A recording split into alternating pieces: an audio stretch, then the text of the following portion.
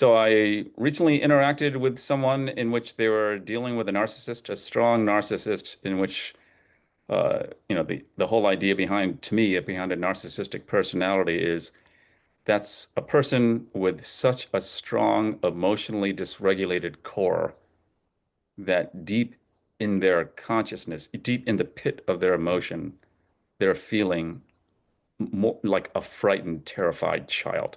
More than that, when triggered, that emotional core of this person is so dysregulated due to their brain that they feel like a child falling down a flight of stairs. It's that terrifying. So, what a narcissistic personality is it's a personality built like a fortress around that hurt emotional core to protect it, to protect the person or that emotional system from ever experiencing this, because it is so dysregulating in there that it can lead people to doing self-destructive behaviors. And so usually people who have these strong emotionally dysregulated core with these narcissistic personalities, a lot of times they're borderline personality, a lot of times they're narcissistic, a lot of times they're both borderline narcissistic personality disorder, and they have addictions. So the person I was interacting with was dealing with a narcissist who was also an alcoholic, severe alcoholic as well. And what I was telling this person was that was me. Maybe not to this extent, but I understood what the mind of that kind of person is like because that was the way I was honestly in my marriage and stuff. So I come from a generational trauma background. If you can imagine how much trauma is in generations of Filipinos in the Philippine Islands and the Filipino people, basically we were ruled over by, my mother said, the Chinese and then the Spanish and then the United States. So for like a good 400 to 500 years, we were like, you know, slaves or colonized or pretty much had our own language and culture beaten out of us and stuff and replaced with whatever the colonizers wanted. And so there's a lot of trauma in the Filipino heritage. And so come from that background, which when you come from a generational trauma background, that also you're much more high risk for being born with these emotional dysregulation conditions like ADHD, autism, bipolar, schizoaffective disorder, PTSD. And so I'm ADHD, autistic, and PTSD. I know a guy that's ADHD, autistic, PTSD, and bipolar and stuff. But to me, you know, a lot of this is contributed by generational trauma. So anyway, I was telling this person, I knew what that person feels like. I know what it's like to be that narcissistic alcoholic, because that's another thing. I was an alcoholic and stuff. So I was basically using alcohol and other addictions too, marijuana, spending, other addictions as a psych med to sedate, this emotional dysregulated core. Now, the problem with the narcissistic personality or borderline personality is you got to interact with the world. You know, a lot of us become reclusive near the end of our lives, but you got to interact with the world. You got to go to work. You got to, maybe you have a wife, maybe you have kids, things like that. And so your emotions are constantly getting triggered all the time, always. That emotionally dysregulated core is always inside of you and it's always reacting to whatever the environment is. It's just that for people like us, when you have these stacked multiple mental health conditions like ADHD, autism, PTSD, bipolar, stuff like that, the more emotionally dysregulated your core is. And when it gets triggered, like I said, the feeling inside is so intense and uncomfortable, it feels like falling down a flight of stairs. And I'll be honest, I was drinking so heavily during the great majority of my marriage. Uh, I remember telling my wife when we were getting divorced and all, like, do you realize that I probably was sober less than 50% of the time that we were together? Because as soon as I came home from work, she had her job, I had my job, I would just start drinking and then go to bed that way. And then on weekends, I start drinking earlier. So I realized, like, for the great majority of our marriage, I wasn't really sober and stuff. So the reason I was drinking was because I was sedating this part of me. I was constantly getting triggered all the time. And so when it would get triggered, it would get really, really defensive. So when you have an emotional dysregulated core like this from inherited generational trauma leading to these multiple mental health conditions and all, you end up being, you can easily create as you grow up a defensive personality that's constantly getting defensive, getting angry, blaming people, very difficult, very emotional. So it's like the way I would describe this kind of person that I was like whenever I got triggered, I had to pull you into my drama. I had to pull my wife into this drama. Everybody has to placate me. I had to like then, take up everybody's attention to calm me down and stuff. And I was going to act all out of control until people did the right thing or said the right thing, and they usually never could. And people like us, when you don't serve this person emotionally properly and help them to feel better, they get mad at you and they blame you and stuff. So a lot of times when you're in a relationship with a narcissist and stuff, they constantly make you feel like you're not stable, like you're not emotionally stable with them. You're never on stable emotional ground with a person like this because they're always being emotional and they're always pulling you into their drama, expecting or even demanding that you placate them, make them feel better. And if you can't, they get mad at you and stuff. And so I was acting like this regularly enough that it got to the point where my ex was like, "That's it." I mean, it was just like she was like one of the judges on Shark Tank. I'm out, and it didn't even matter like that I was finding out about mental health and stuff like that. I mean, I don't blame her and stuff. So I was telling this person, I totally understand what it's like to be that guy, this person, the narcissistic alcoholic, because that's what I was. And I was explaining this to this person and I was interacting with today, um, about what it's like to be inside a brain like that, because you're just constantly inside, emotionally scared so much that you're constantly drinking and doing things. A lot of times you're also just not paying attention to your feelings. You're trying to like constantly stay busy. You're not really trying to have an emotional moment where you're feeling your feelings because you don't want to. And I'll be honest, like I said, when you're an inheritor of generational trauma and you have multiple mental health issues that are stacked like this, we have a baseline of emotion that's higher than the average. So when you think of an average person, or maybe a person who doesn't have any of these conditions at all, their baseline of emotions where they're starting from is like down here. For a person like me, who has these multiple mental health issues, the baseline of emotion starts higher up here. And so then when that person who starts down here gets triggered, maybe they go up to here and go down. When we get triggered, we're already starting here. Then we get triggered, we go off the charts compared to an average person. So I have friends that do not know what it's like to experience the kind of explosive emotions. Basically, my brain goes into this whole thing like an autistic child, but I'm a 55-year-old male and stuff. And so they don't know what it's like to go into these kinds of emotional explosions like this. And so the difference is, though, I stopped drinking.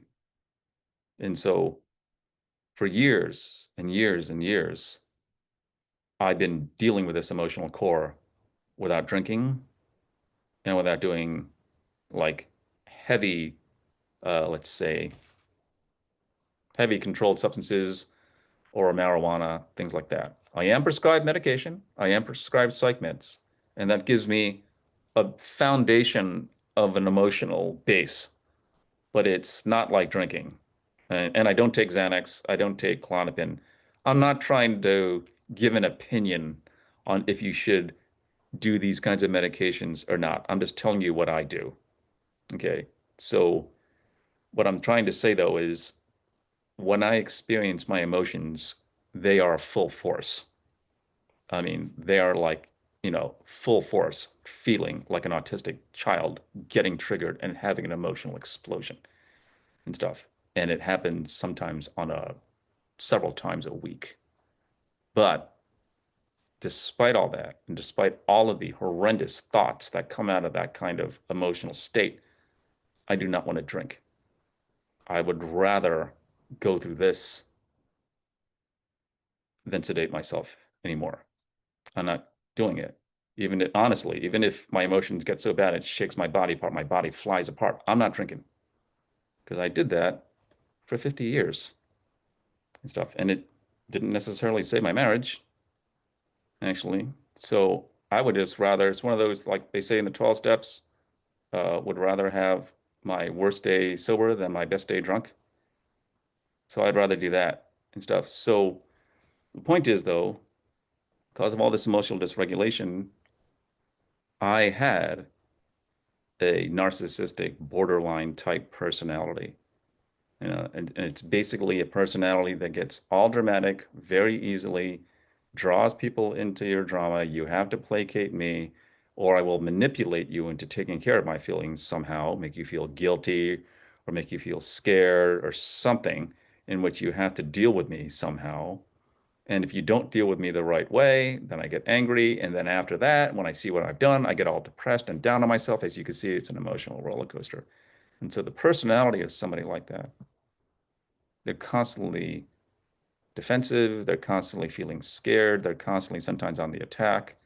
They're constantly being emotionally dramatic. So all these kinds of thoughts that come out of that, it's like take an average personality and ratchet up the emotional intensity times 10. And that's what it's like. And so the personality like that is like, when I would get like that, I would act like a 15-year-old, like a teenager who didn't know how to regulate his emotions, who's demanding that other people help them out. But I was in the body of an adult and stuff. So, though, what happened here was I went through the energy shifting protocol that I show people on a regular basis here that are in the meditations in this account. I went through it. And if you were to ask me who brought you through this, I guess the best word is like God, because no particular person showed me this. I was in such an emotionally dysregulated state, and I watched my body go through this emotional purge in which a lot of this emotional energy was released. And it felt like a release of energy go through me. I just happened to write it down and create a coaching protocol out of it, which I share now with you guys. And when that happened, that kind of borderline narcissistic personality ego guy inside dissolved. When I say dissolved, the emotional intensity which drives everything that drives your behavior, especially in your personality, is in your emotions. And so when your emotional drivers are like terror, anxiety, anger, guilt, things like that, you can imagine the kind of personality that would be driven out of that, the kind of words that would come out and stuff like that. And so this protocol, when I went through it, dissolved or greatly reduced these emotions like 90%. And so now when I get triggered, I can still sort of hear that guy, but he's like a shadow or an echo of himself. Like I sort of remember, wow, that's the way I used to think. And the emotions were so strong when I used to think that way, this kind of blaming, angry, always like blaming somebody about something that happened in the past, because my mother did this to me, because you did this to me.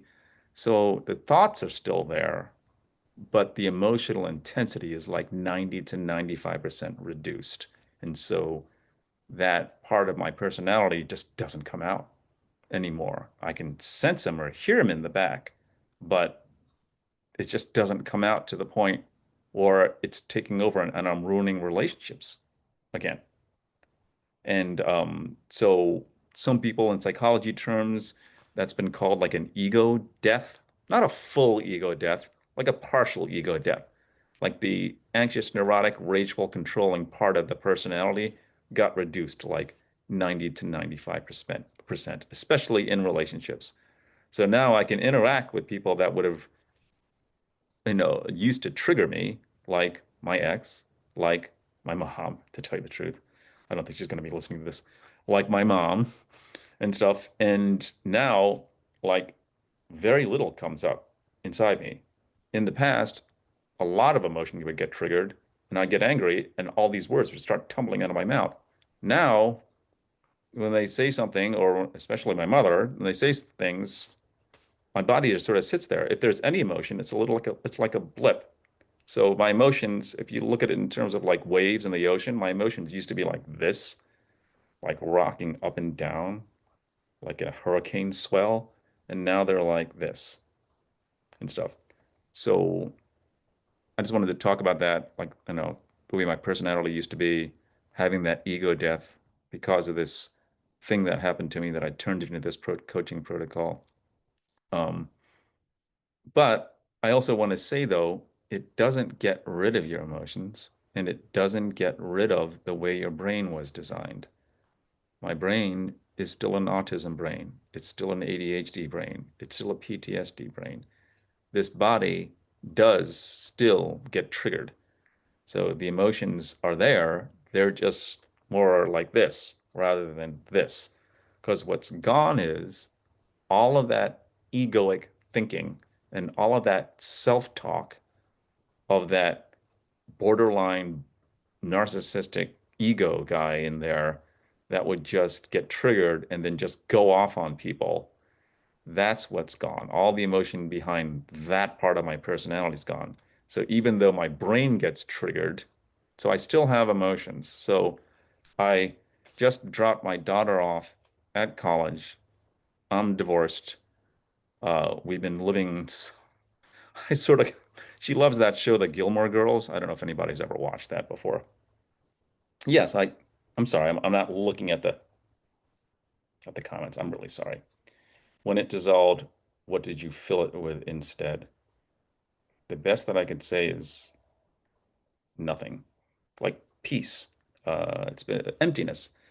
So it's like if you think of your consciousness like a space, like a closet, and all your thoughts are in there.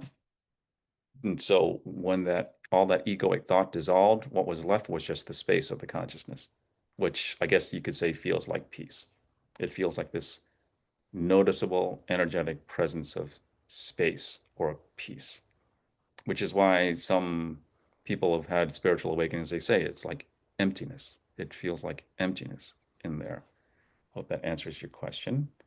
Uh, do you believe you had a Kundalini awakening?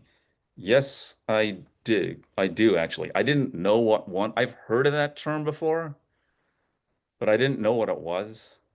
And so when I say that this part of me dissolved, it happened over several sessions of this energy release.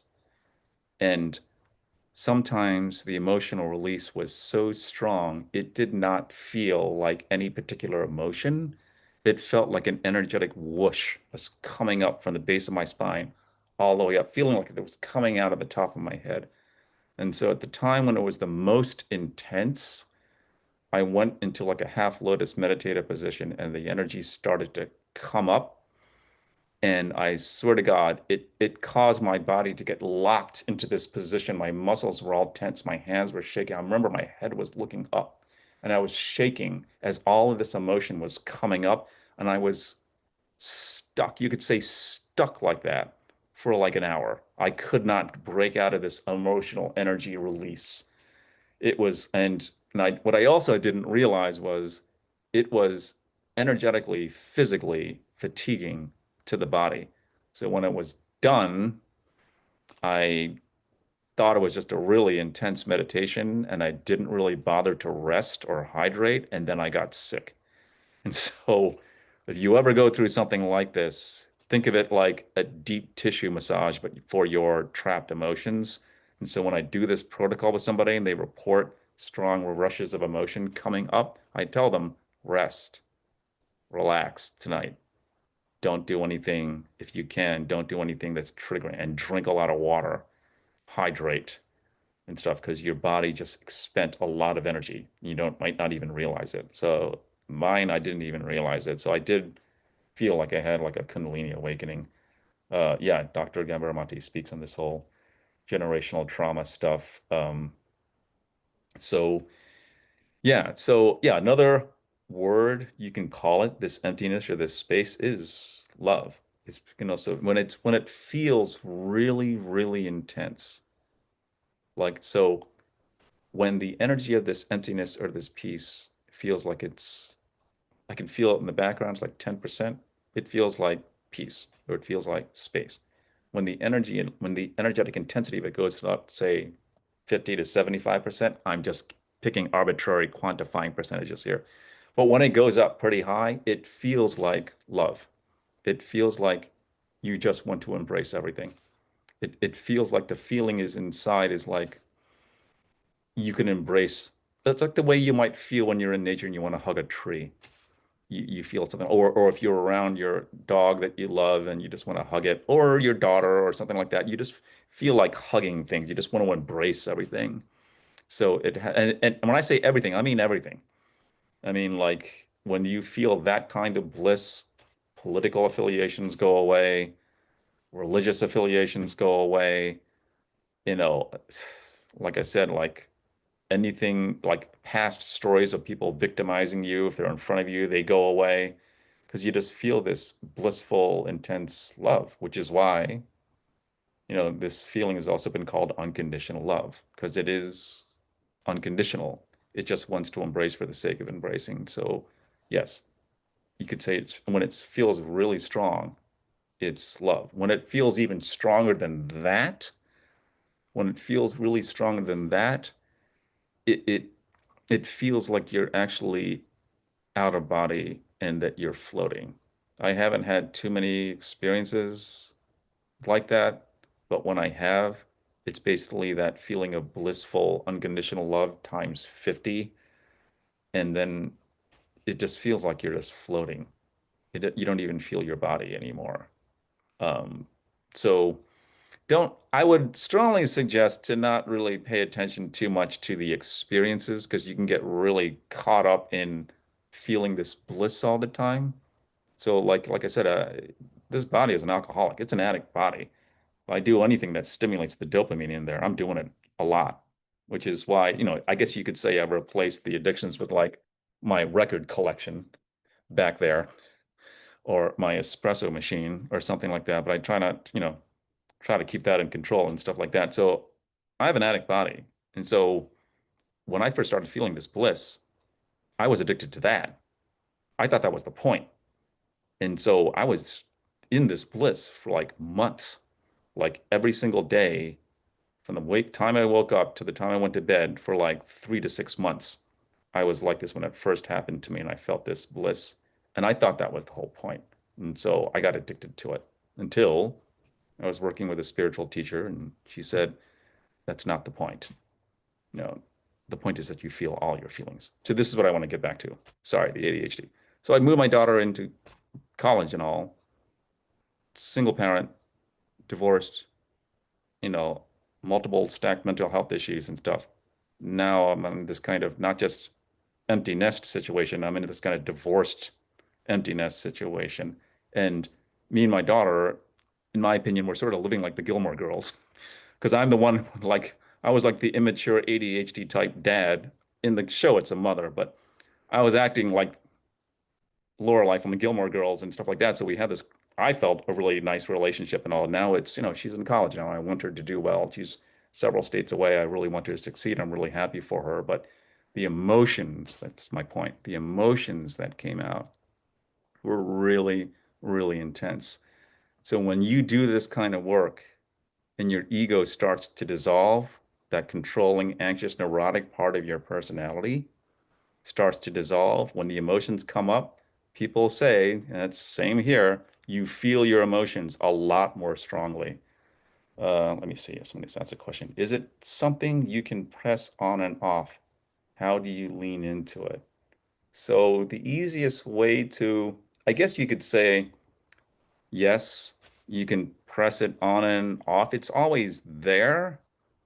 So the easiest way to acclimate yourself to this is just tonight in the meditation, I will show you a way to put your focus or access this presence of peace, which is basically just the presence of the energy of the universe. It's nothing really special. It's just that our attention isn't there. But when you bring up this presence of peace, which is the bliss, which is the emptiness, which is the unconditional love, it's all the same thing. It's just different intensities of it.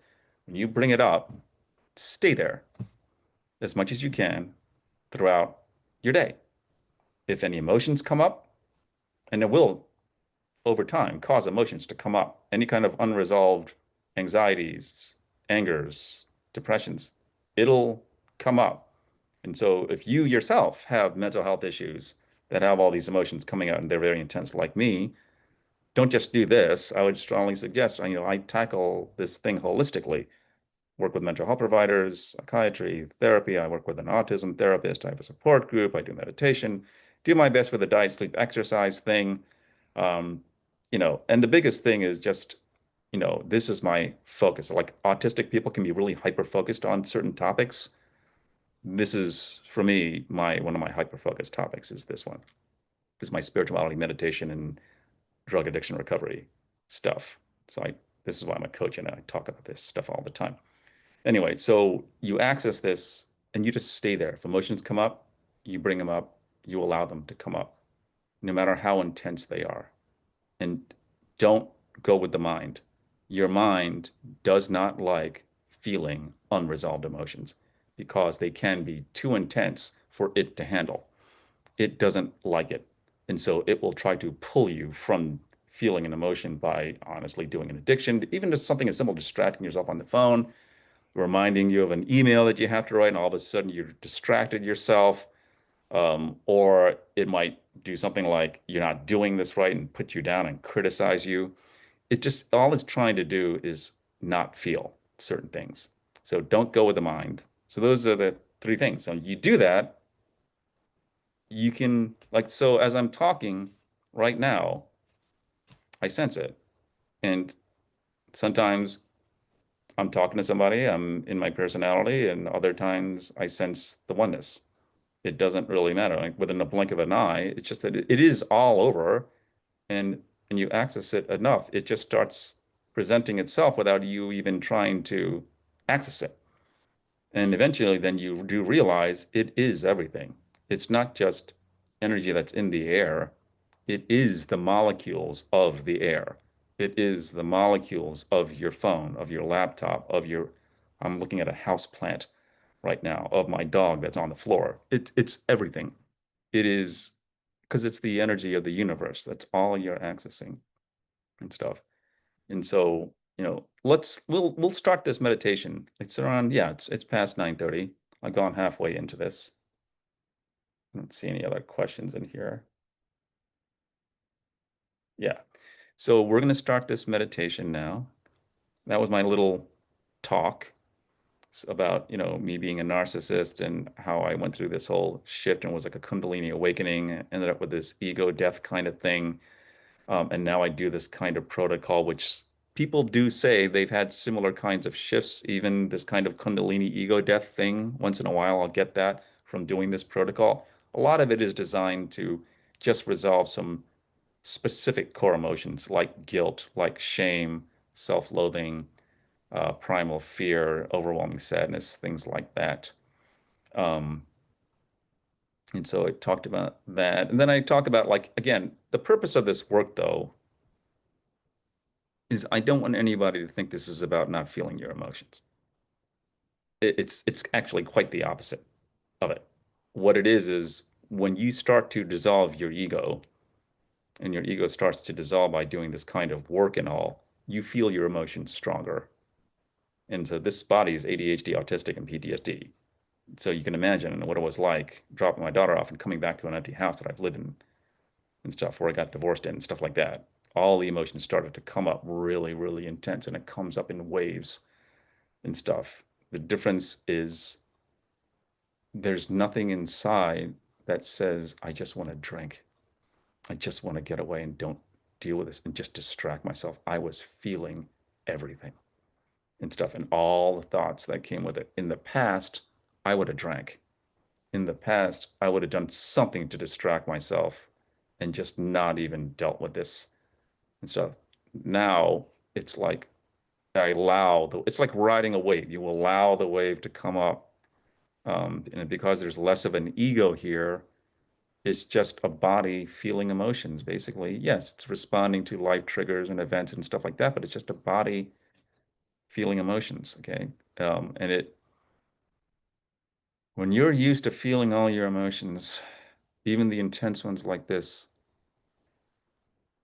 the the analogy is when you were just an ego, when you were just a person, you felt like you were a wave in the ocean, just a single wave in the ocean. And so you get tossed around, you get swamped by other waves. You feel like life or God was tossing you around because you were an ego in this body, thinking that you're an individual wave in the ocean. Once the ego starts to dissolve and you start to allow yourself to feel all the emotions that are available to you in your bodily system, you realize the life force that you thought was just in here is everywhere. And you realize you were never just a single wave. You were the entire ocean this entire time, appearing as living through what's seemingly like a single body here. And so what we all really are is just the ocean, thinking that I'm an individual wave stuck in this life, being tossed around. When the ego starts to dissolve, which is that whole system of individuality, you realize you're the energy of the ocean.